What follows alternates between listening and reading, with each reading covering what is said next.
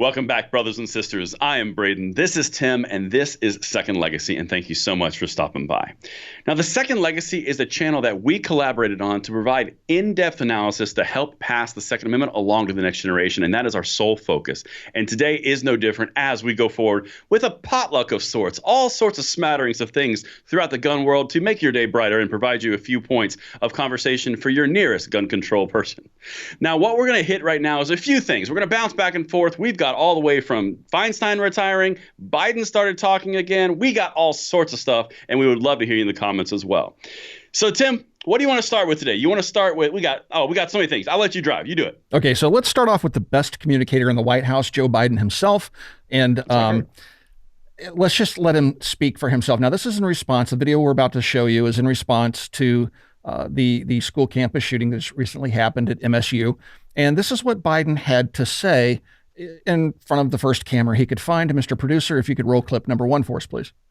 Some of you know, that, and I'm going to say something that's always controversial, but there is no rationale for assault weapons and magazines that hold 50, 70 bullets. Okay, so just in that one incoherent sentence, we have plenty to chew on here. Oh, yeah, so, we do. let's start off with what happened as we know it as of today's recording, what happened at MSU. So we had a gunman come onto the campus with a handgun and committed an atrocity before taking their own life. Now, it was a handgun. Now, what we know so far is that he has known to have purchased either a High Point, a C9, which holds either 8 to 10 rounds, depending on which magazine you use with it, or a Taurus G3, which holds 17 rounds. So here he is calling for a ban on, air quotes, assault weapons because of the MSU campus tragedy that just recently happened, where a handgun was used, not an assault weapon, unless he's now calling handguns assault weapons. We don't know, despite the fact that he's the greatest communicator in the White House.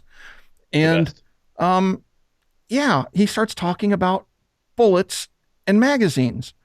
So this has nothing to do with the assault weapons that they're always trying to ban.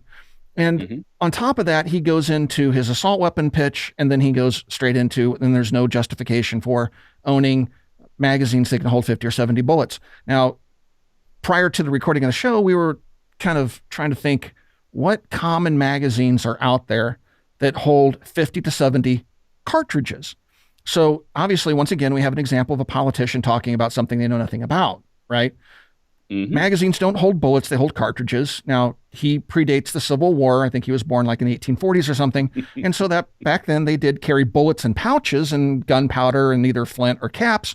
But in 2023, we use cartridges. Bullets are seated in brass with powder and primer in them, all in one little cartridge that then goes into a magazine. So we were trying to figure out, well, what major manufacturer makes a 50 or 70 round magazine? Well, I know there's a 40 round PMag. I know there's a D60 drum. I know there's a Surefire 60 round magazine. I'm at a loss.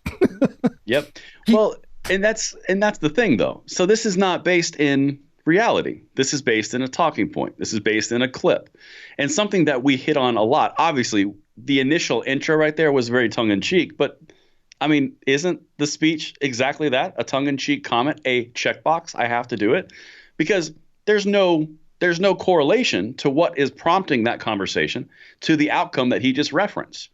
There is no, according at the time of this recording, there is no mention of anything beyond a handgun. And while we're hovering around the subject, neither Tim nor I are saying that this is an okay situation. Honestly, and I think I can speak for Tim on this one, if there were some armed security or armed personnel, or you were allowed to defend yourself on that campus, it may have turned out differently. But this was a gun control zone. So this is not to make light of the situation because it's a terrible situation, but it is to make light of Biden's use of any scenario to further an agenda, which makes zero sense at all. Now, the other thing that I liked is he leads off with, I'm going to say something that's quite controversial. Name one time in his presidency, Tim, where he's said ban assault weapons and it has not been met with thunderous applause from lefties. Oh, I know. I mean, Right. Oh, it's so controversial. Bro, you say that as an applause line. It's not like you're standing out in the rain saying something like, I'm so brave and I'm going to get some real political damage on this. Right. This is one of your mainstays. Yep. But they do these little games and these turn of phrases that really hold no meaning other than get that applause line. I found that fascinating to me. Yeah, and I do want to reiterate that we're not making light of the situation. We're making light of Biden and the fact that the gun grabbers keep doing the same thing over and over again, which is no matter what happens, they use that as justification to call for a gun ban. And typically, as of late, it's always been this mythical assault weapon that they're going after. And this is something they've been doing since I was a young man. I mean, we used to call them black rifles. Then in the 90s, they invented the term assault weapon, and that's just kind of stuck. But keep in mind, they've also tried to relabel assault weapons to something even more scary because people, I think, have become acclimated to it and realize that it's mostly just a fabricated word or phrase. But they've even gone so far as to try to label these things as weapons of mass destruction. I mean, that just hit the news cycle just recently. Politicians calling, AR-15s and such weapons of mass destruction. So it's all for shock value. And like you said, it has nothing to do with what actually transpired. It would be similar to saying, well, we just shot down 3 unidentified objects in our airspace. So today I'm pushing for legislation to make EVs a necessity by 2024. The two have nothing to do with each other, right? Correct. It's like, it's asinine what they're doing. Yeah. And it's so in your face that it is, to me, it's comical. Again, the situation at the college campus is far from comical, but the politicians are so predictable. And it's almost, at this point, it's almost like, I don't know, the movie Idiocracy. And if you haven't seen it, you really have to watch it because we truly are living the plot line in that story.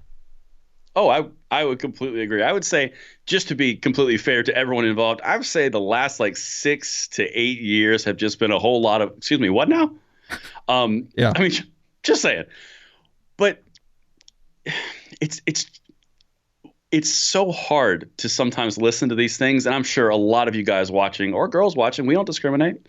Whoever's watching The Second Legacy right now, I know it's hard. It's difficult to continuously have your rights under assault consistently. But at the end of the day, no matter what they say, whether Gavin Newsom is saying your rights expire at population caps or Biden is saying assault weapon bans and magazine bans again, at the end of the day, there's rhetoric and then there's reality. And where we're sitting right now is a split power source or a split Congress right now of power. So you've still got the Republicans holding the House. You have the Democrats holding the Senate and the presidency. So there is a lame duck stalemate situation going here. So they lean even heavier into the rhetoric.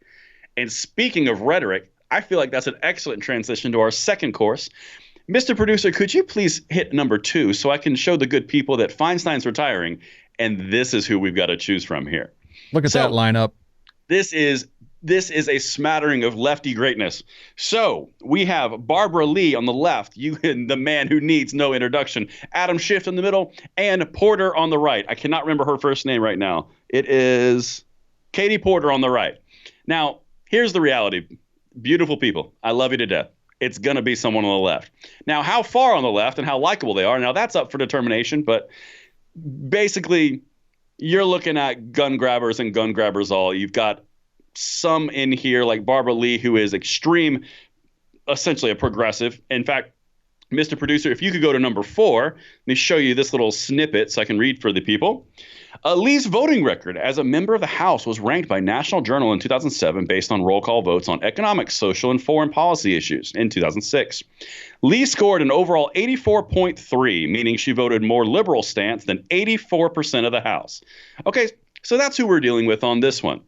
If we jump over to number 3, Mr. Producer, we have Katie Porter as of June 2022. Porter had voted in line with Joe Biden's stated position 98.2% of the time. And like I said, Adam Schiff needs no introduction. So with all that greatness, Tim, what do you think here? Walk me through your process. So here we go with Dianne Feinstein, the queen of gun grabbing. She goes back to, she's been in Congress or the Senate forever. Right. Her and Joe Biden go way, way, way, way, way back.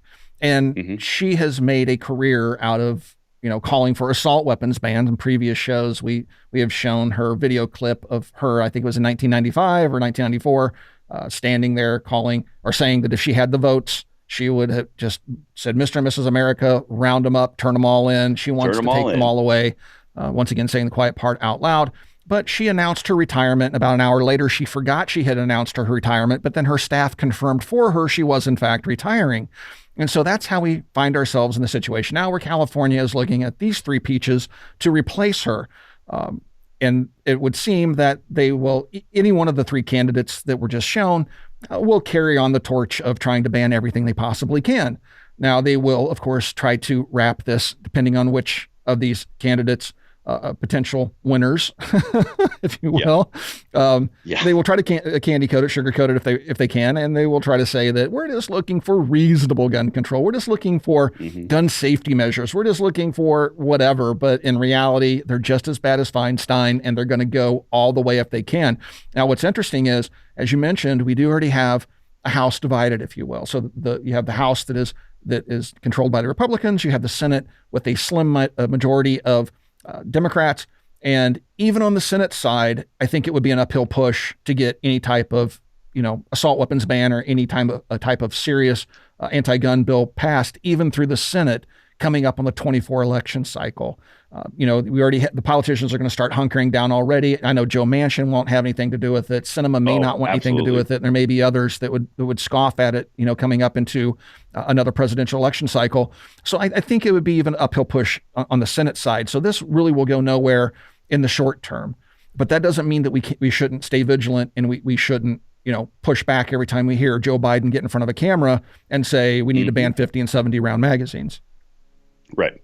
Well, and so I think you're spot on. Are you still going to see the ardent support for gun control? 100%. That's not going anywhere in any three of these candidates. However, they are losing something here, the power and the nostalgia of Feinstein.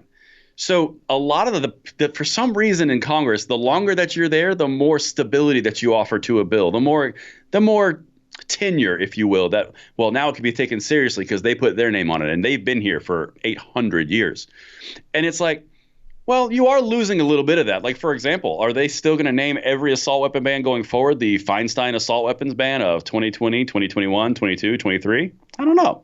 Are they going to put Schiff's name on it? So really, the only thing that this is going to change is the marketing branding tactic. I mean, really, Chris Murphy or I can't remember his name, or Elizabeth Warren, someone like that might take up the mantle, but I don't know. It's going to have a little bit less punch than the normal standard Feinstein bills, or at least in my opinion. Well, I think you're absolutely right. If a freshman goes into, the House or the Senate and proposes, some really controversial bill, you're going to get almost no co-signers, maybe one or two, and it'll be another freshman.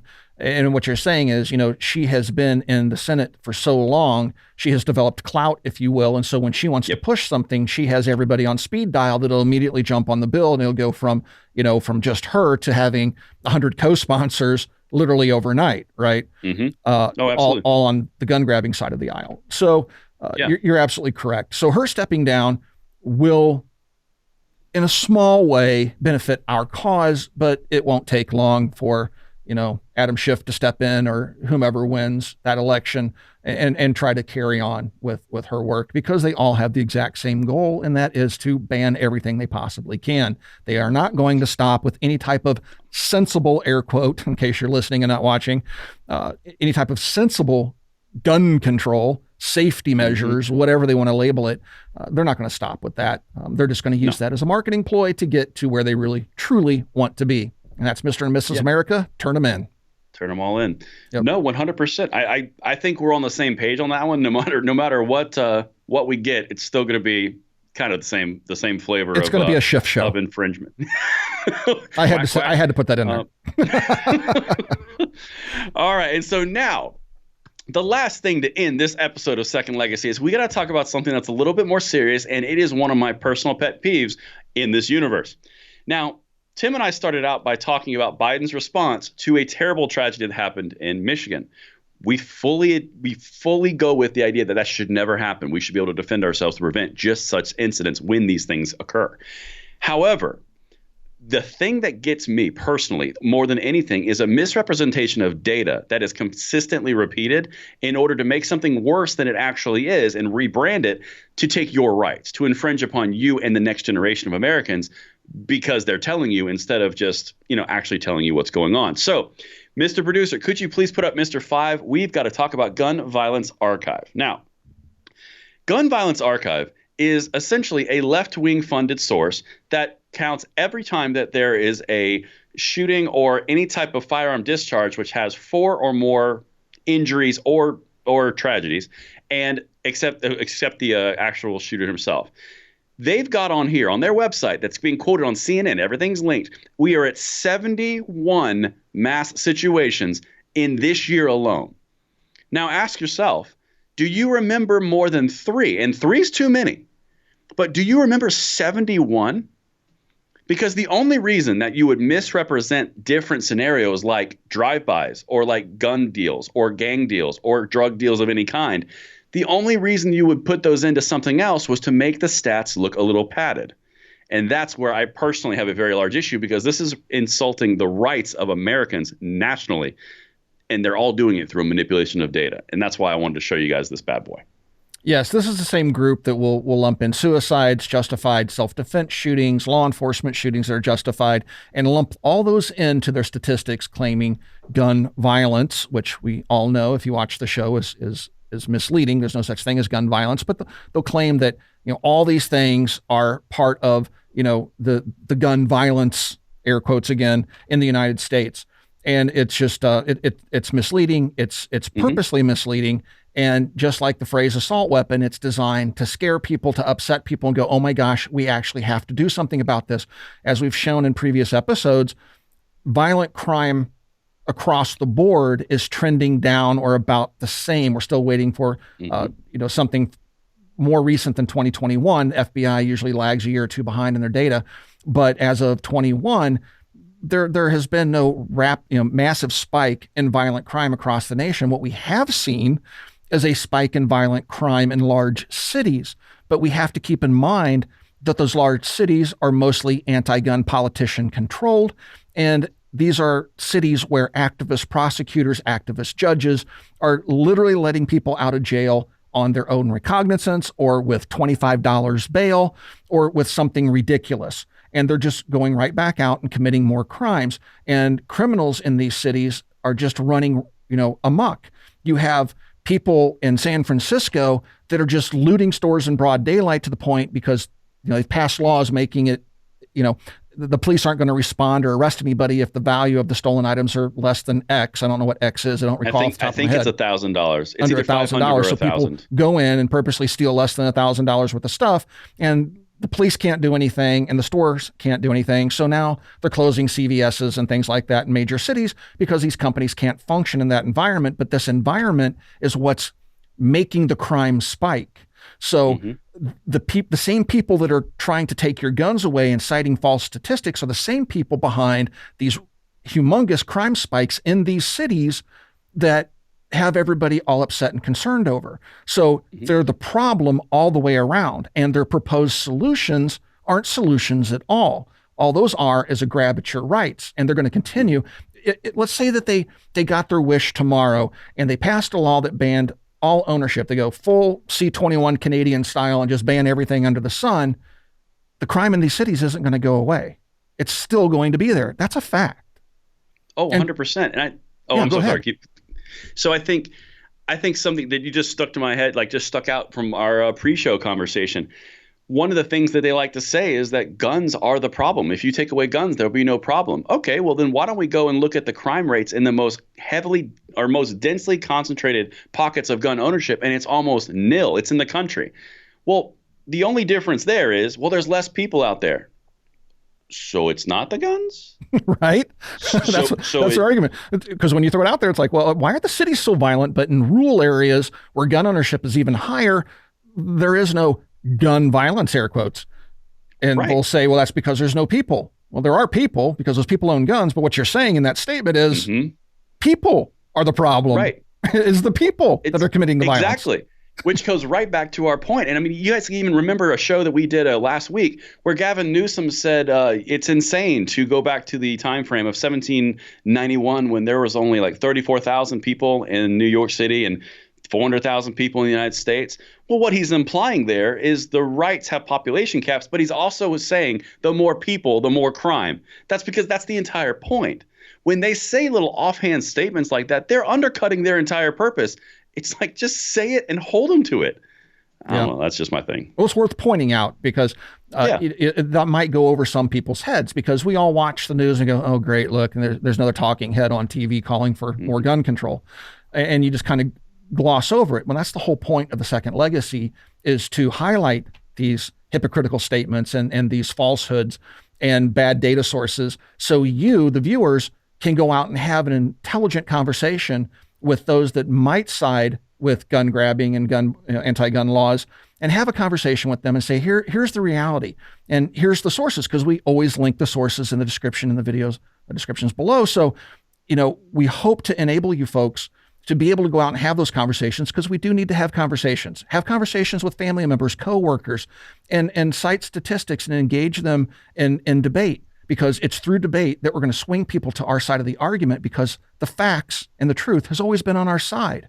And with that being said, folks, that's why the second legacy exists. Please take a moment to hit the like, share, and subscribe to this video. Also, you'll notice there's a little thanks button underneath the video. If you enjoyed the content in today's episode, please click that thanks button and check that out. It certainly helps us out here at the Second Legacy so we can continue on our path to trying to help get information out to you folks so you can have those conversations with the folks that matter and also become politically engaged. With that being said, we'll talk to you guys very soon. And again, thank you for watching.